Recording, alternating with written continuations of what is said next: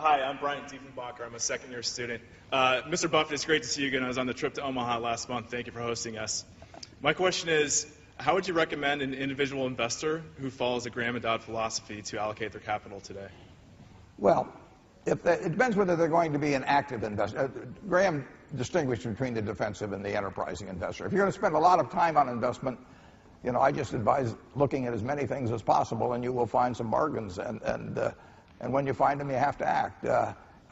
It hasn't changed at all since I was here in 1950-51, and it won't change the rest of my life. So you start turning pages. When I got out of school, I turned every page in Moody's, 10,000 some pages, twice, you know, looking for companies. And you have to find them yourself. The world isn't going to tell you about great deals. You have to find them yourself, and that takes a fair amount of time. So if you're not going to do that, if you're just going to be a passive investor, then I just advise an index fund bought consistently over a long period of time. The one thing I will tell you is that the worst investment you can have is cash. Everybody's talking about cash being king and all that sort of thing, but most of you don't look like you're overburdened with cash anyway. So, but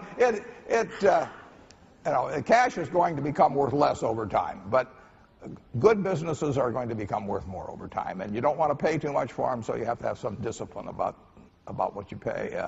But the thing to do is find a good business and stick with it. Does that mean you think that we are through the roughest times?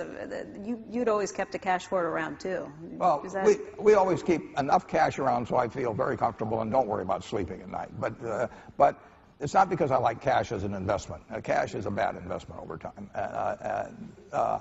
But you always want to have enough so that nobody else can determine your future, essentially. The financial panic is behind us. The economic spillout, which came to some extent from that financial panic, it's still with us. It will end. I don't know whether it'll end tomorrow or next week or next month or maybe a year, but it won't go on forever. And to sit around and try and pick the bottom, people were trying to do that last March, and you know, the bottom hadn't come in unemployment, the bottom hadn't come in business, but the bottom had come in stocks. So don't pass up something that's attractive today because you hope you're going to find something way more attractive tomorrow.